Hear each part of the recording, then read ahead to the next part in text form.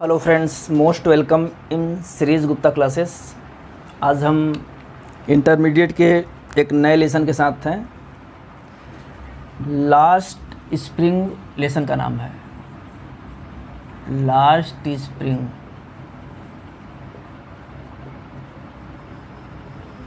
खोया हुआ बसंत। एनिस young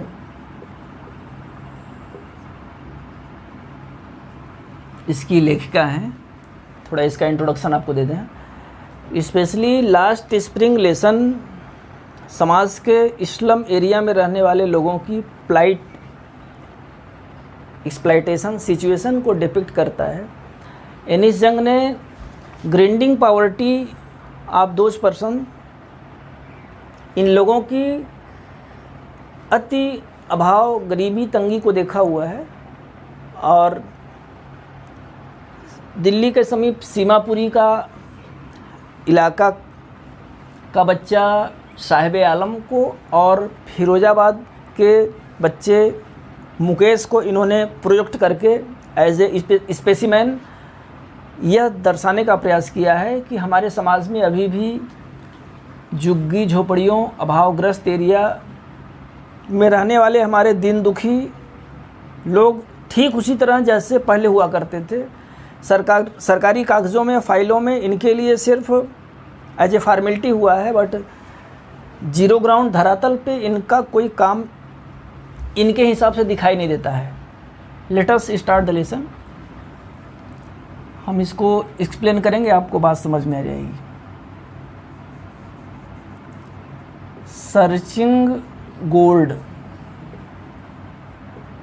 in garbage.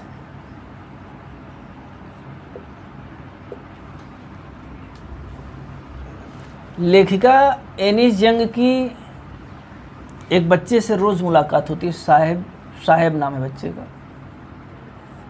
साहेब के नाम से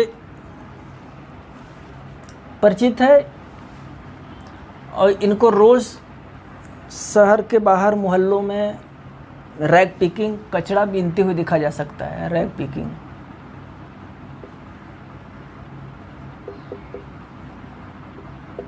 हो सकता है मॉर्निंग इवनिंग वॉकिंग के दौरान इनका इनसे भेंट होता रहा हो।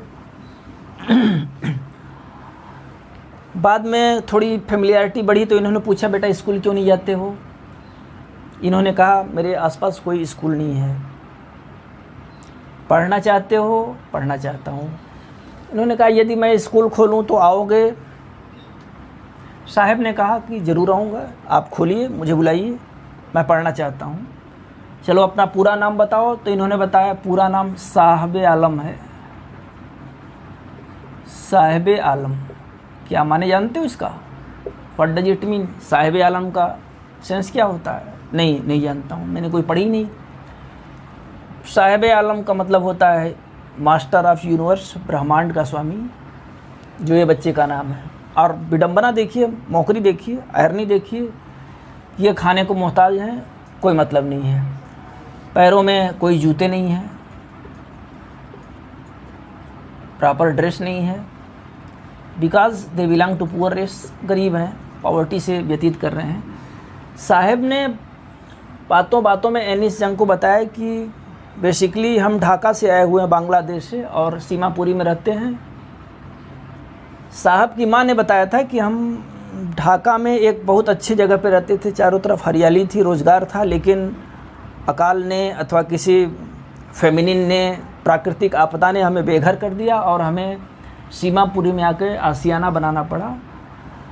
इस कारण मैं कोई स्कूल कॉलेज नहीं जाता हूँ। साहब के साथ एक रैग पिकर्स बच्चों की झुंड है, क्राउड ऑफ रैग पिकर्स।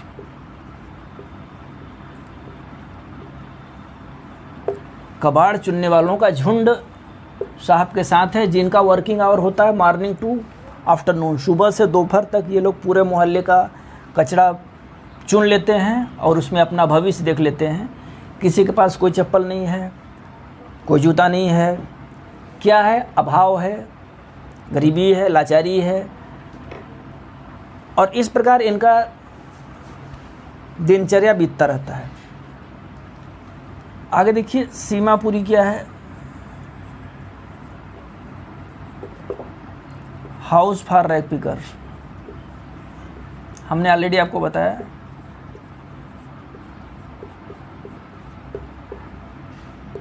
ये कबाड़ चुनने वाले लोगों का एक प्रकार का आशियाना है सीमापुरी, जो दिल्ली से सटा हुआ समीपवर्ती इलाका है। कहने को तो दिल्ली के पास का इलाका है, लेकिन यहाँ पे कोई प्रोग्रेस नहीं हो सका है। अकॉर्डिंग टू ऑथर कोई डेवलपमेंट नहीं हो सका है। आज की हम गारंटी नहीं ले सकते हैं, लेकिन according to author no progress, no development, no drainage system, no electricity, no gram panchayat, nagar palika, not anything else. लोगों में 1978 से 10,000 रैग पिकर्स ने आशियाना बना रखा है, जो यहाँ पे जी रहे हैं। किस प्रकार जी रहे हैं ये एनिस जंग ने जाके देखा हुआ है, हम आप नहीं देखे हैं। करते क्या हैं, from morning to afternoon rag picking करते हैं, उसके बाद अपना रोजी रोटी तलाशते हैं। इनके घर झुग्गी झोपड़ी कच्चे घर हैं, जिनमें कोई वेंटिलेशन नहीं हो, कोई आवागमन की व्यवस्था नहीं है। सब किसी तरह जी रहे हैं, कोई आइडेंटिटी नहीं है, कोई एजुकेशन का नामो निशा नहीं है। वोटर कार्ड भले ही है इनके पास, वोटर कार्ड सरकारें इनको दे देती हैं अपने फ़ायदे के लिए, कम से कम चलो वोट तो देंगे। मिलता क्या है इनके बदले में, राशन मिल जाता है। लोग इंतज़ार करते हैं कि 5 साल बाद इनकी सूद ले लेंगे, और कोई फैसिलिटी नहीं है।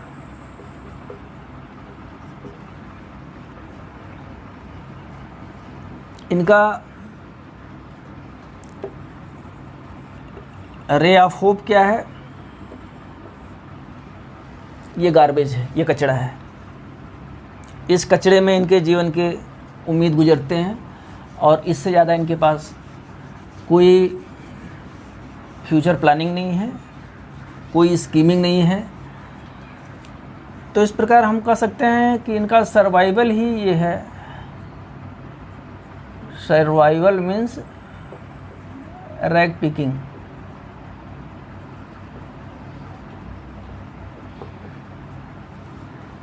कि अपना अस्तित्व तो बचाए रखना है, जीवित रहना है, पेट चलाना है, तो कचरा बुनो, कचड़े में फ्यूचर चुनो।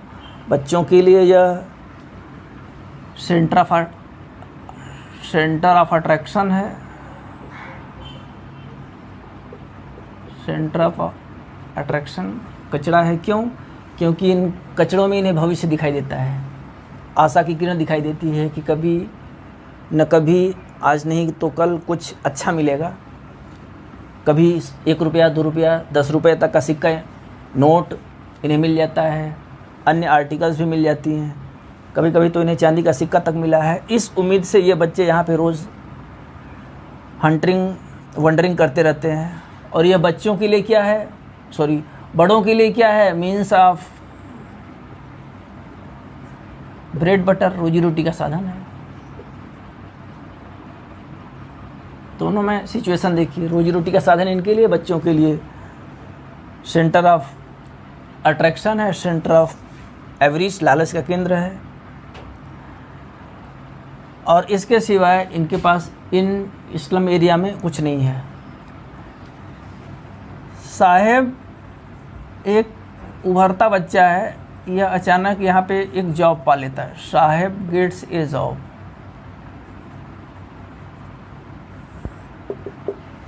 इन रैग पिकर्स पे एनिस जंग की तिरछी नज़र है, पैनी नज़र है, जिनकी हर एक्टिविटीज़ को यह देख रही होती हैं और डे टू डे इनसे फेस टू फेस रूबरू होती रहती हैं। As if taking their analysis, मानो कि इन पे यह गहरा एनालिसिस कर रहे हो, रिसर्च कर रही हूँ। और डेफिनेटली रिसर्च के दौरान इन्होंने देखा कि यह लड़का बहुत दिन से नहीं दिखाई दे रहा है, रैग पिकर्स के झुंड से बिछड़ गया है। एक दिन उन्होंने देखा कि एक फेंस्ड बाउंड्री के बाहर वॉचमैनी का काम ये बच्चा कर रहा था, जिसके पैरों में जूते पड़े थे, भले एक फटा जूता था। बाद में पता चला कि यह एक हॉस्टल के सामने वॉचमैनी का काम कर रहा है, जिसके भीतर 2-3 नवयुवक टेनिस खेल रहे हैं। इसने भी टेनिस के वस्त्र पहने हुए हैं और खुश है, क्योंकि उसको लग रहा है कि अब मैंने यह धंधा छोड़ दिया है। इनकी भेंट टेनिस जंग से होती है, तो सारी बात इन्होंने बता देना अपना बेटरमेंट समझता है कि भाई मैंने अब रैक पिकिंग का धंधा छोड़ दिया है। साहेब 800 रुपये पर मंथ पे दूसरी नौकरी ढूंढ लेता है। नौकरी क्या है? टी स्टॉल की नौकरी है। चाय की दुकान पर 800 रुपया प्लस 3 टाइम्स मील मिल रहा है इन्हें, 3 टाइम का खाना है, 800 नगद है। चाय की दुकान पर एक इन्हें कनिस्टर मिला हुआ है, कंटेनर जिसको कहते हैं हम लोग, स्टील कनिस्टर, जिसमें इन्हें दूध लाना पड़ता है, जो कि इनके पहले वाले बैग, प्लास्टिक बैग जिसको पीठ पे रख के कचरा बीनने का काम करता था, उससे कहीं अधिक भारी है, क्योंकि इसमें मालिक के अकॉर्डिंग इन्हें सामान लाना पड़ता है और चाय के अनुसार कभी दूध कम कभी ज़्यादा, लोड अधिक है। और इसके पहले इनके पास अपना प्लास्टिक का बैग था, प्लास्टिक की बोरिया थी जिसमें कचरा बीनता था, तो आवश्यकता के हिसाब से लाता था, कभी कम कभी ज़्यादा, कभी नहीं लाता था। तो इस प्रकार यह साहिब आलम से चेंज होकर सर्वेंट ऑफ अदर हो गया है। पहले स्वयं का मालिक था, अब दूसरे का नौकर हो गया है। आगे देखें दूसरे बच्चे की कहानी, मुकेश। मुकेश कौन है? Insist on his own job. यह भी दिल्ली के सीमापुरी समीपवर्ती इलाके की भांति दूसरा अभावग्रस्त बच्चा है, जो यूपी के फिरोजाबाद में निवास करता है। यूपी और फिरोजाबाद से हम सभी परिचित हैं, कोई नई बात नहीं है। Firozabad means centre of Bengal, चूड़ी का केंद्र, बेंगल मेकिंग कह लीजिए। यह फिरोजाबाद का निवासी है जो तंग गलियों में रहता है। यहाँ पे इसके ख्वाब थे कि मैं मोटर मैकेनिक बनकर कार चलाऊँगा, कार ड्राइविंग इसका मोटो था, किंतु अपने पैतृक धंधे में ऐसा फंसा कि कार ड्राइविंग उसका स्वप्न हो गया, मृग मरीचिका मायरेज जैसा हो गया। और करना क्या पड़ा? चूड़ी बनाने वाले घर में, जहाँ माता पिता भाई भाभी बहन सब गोल गोल चूड़ियाँ बना रहे हैं, उस पर पॉलिश कर रंग चढ़ा रहे हैं, उसी में बेचारा यह भी फंस गया। सुबह से शाम, दोपहर से रात, सारा वक्त इनका इन चूड़ियों के बीच में गुजरता है। करीब 20,000 लड़के इसमें काम करते हैं।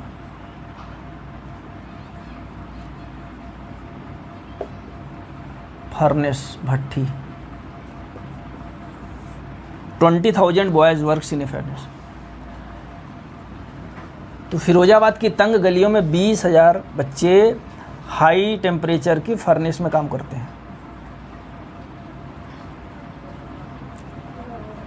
इन पे बाल अपराध, बाल श्रम का कोई कानून नहीं है, क्योंकि ये पुलिस और बिचौलियों की मिली भगत से काम करते हैं। यहाँ पे कोई इन्हें रोकने वाला नहीं है, कोई टोकने वाला नहीं है।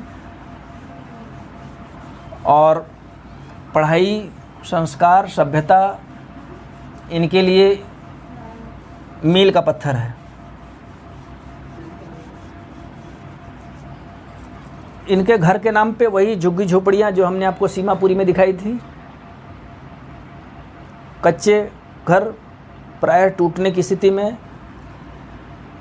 इस तरह लाइनिंग करके बने हुए हैं। घर में घुसना मुश्किल है, घुसने पे पता चलेगा कि छोटी छोटी कोठरियों में बहुत सारे मेंबर्स रह रहे हैं, मेंबर्स के साथ जानवर भी रह रहे हैं, एनी जंग बता रही है। और इन जानवरों के बीच में मुकेश एनी जंग को अपने घर की सैर कराता है।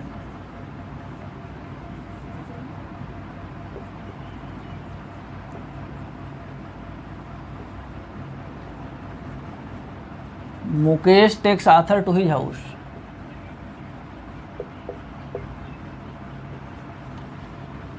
तो मुकेश आथर को अपने घर ले जाता है, क्योंकि इनकी भी इच्छा रही होगी कि जीरो ग्राउंड में जाकर हम देखें, धरातल में जाके देखें कि आखिर क्या है। तो आखिरकार आथर का इनके घर जाना होता है और जाने पता चलता है कि बूढ़ी दादी माँ हैं, मुकेश के भाई की पत्नी है,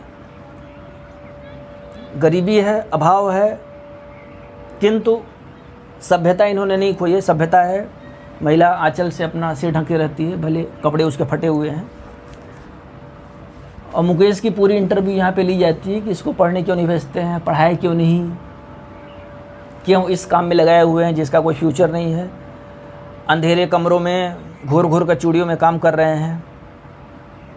इस दौरान मुकेश के दादाजी आते हैं, बताते हैं कि भाई ये हमारा पीढ़ी दर पीढ़ी का धंधा है और हम इसको खोना नहीं चाहते हैं, और दूसरे इस धंधे के सिवाय हमारे पास कोई आजीविका का साधन नहीं है। इन दो बच्चों के साथ मैं अपने घर की रिपेयरिंग नहीं करा सका, इन बच्चों को मैं पढ़ा भी नहीं सका।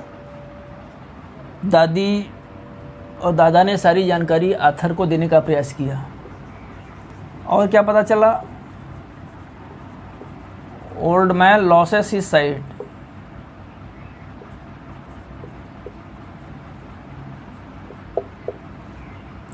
दादी ने बताया कि मुझे वह वाकया अच्छी तरह से याद है जब इन हाई वोल्टेज हाई टेम्परेचर वाली भट्टियों के सम्मुख काम करते हुए, वेल्डिंग कांच की चूड़ियों को करते हुए मेरे पति की आंखों की रोशनी चली गई।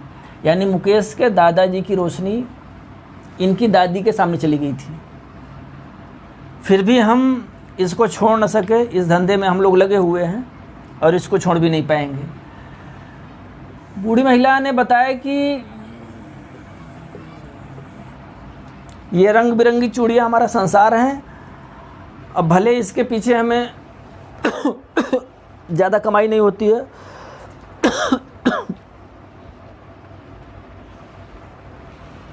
हमारी अंधेरी झोपड़ियों में करीब 20,000 पूरे मोहल्ले में लोग इस प्रकार की चूड़ियाँ बनाते हैं, और जिसमें बाहर बिचौलिए खड़े रहते हैं, अपना ठेला वाला लगाए रहते हैं कि माल कब तैयार है, कब वापस करके कम दामों में हमसे माल उठा ले जाते हैं। हम आवाज़ नहीं उठा सकते हैं क्योंकि पुलिस का डर है, भय है, आतंक है, और इस प्रकार हम अभाव और दरिद्रता का जीवन व्यतीत करते हैं। इसके सिवाय हमारे पास कोई इस प्रकार की आजीविका का माध्यम नहीं है।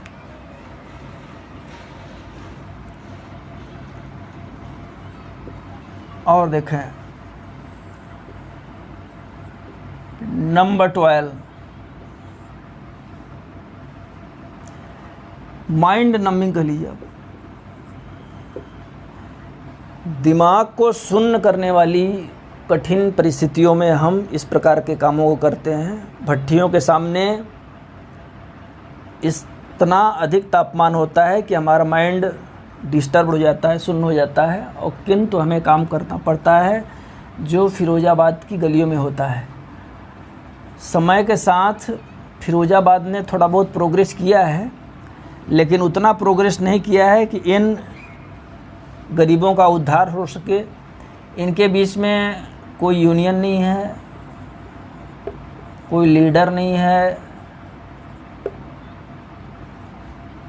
कोई गवर्नमेंट नहीं है। गवर्नमेंट मतलब इन बैंगल मेकर्स का गवर्नमेंट। दो संसार हैं सिर्फ, 2 वर्ल्ड्स। एक वर्ल्ड क्या है, बैंगल मेकर्स, बैंगल मेकर, और दूसरा वर्ड है मिडल मैन। पुलिसमैन,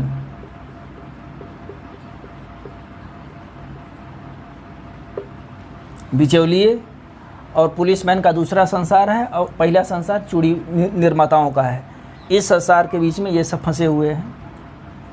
इन्हीं के परिवार से एक सविता नामक बच्ची बताती है कि वह भी बचपन से इस धंधे में लगी हुई है। जिन रंग बिरंगी चूड़ियों को लोग अट्रैक्शन, क्यूरियासिटी, सरप्राइजिंग नज़रों से सिलेक्ट करके अच्छा दाम देकर जाते हैं, उसके बदले हमें कुछ नहीं मिलता है।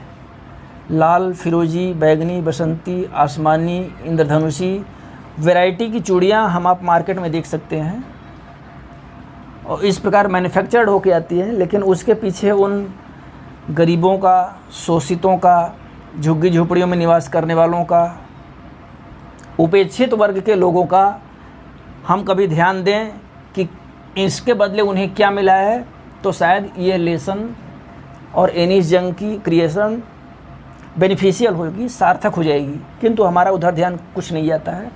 हम हाई प्राइस दे देते हैं, उच्च दाम, और उस प्राइस को यहीं बढ़ जाता है। ये मिडलमैन लेते हैं और जिसके ब्रांड से वे चूड़ियाँ आती हैं वे ले जाते हैं। इन असहायों को बस 2 वक्त की रोटी का ही इंतज़ाम हो पाता है, क्योंकि इनके घरों को आप हम जाके देख सकते हैं, वही हैं जो पहले हुआ करते थे। इनके घर 2 story, 3 story, 4 story time to time बदलते रहते हैं। ये इनका मेन अट्रैक्शन है, अटेंशन है। आर्थर एनिस यंग ने मुकेश से पूछा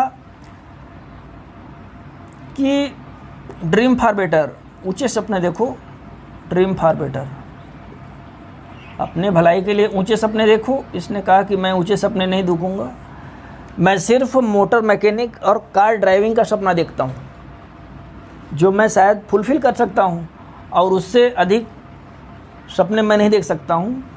एनिस ने पूछा, क्या तुम हवाई जहाज़ उड़ाने का सपना देखते हो, हवाई जहाज़ का सपना देखते हो? मुकेश ने कहा, no, I never dream about and I will never try to dream. सपने हवाई जहाज़ के नहीं देखता हूँ, देखूँगा भी नहीं।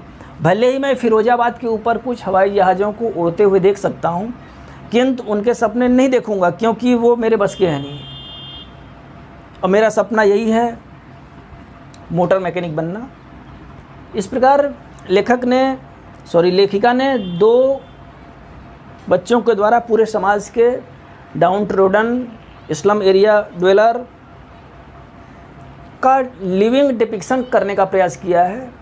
और हम आप इस बात से अवॉइड भी नहीं कर सकते हैं कि no, it is not right, it is wrong, it may be wrong, it is absolutely true. Thank you very much for watching the video.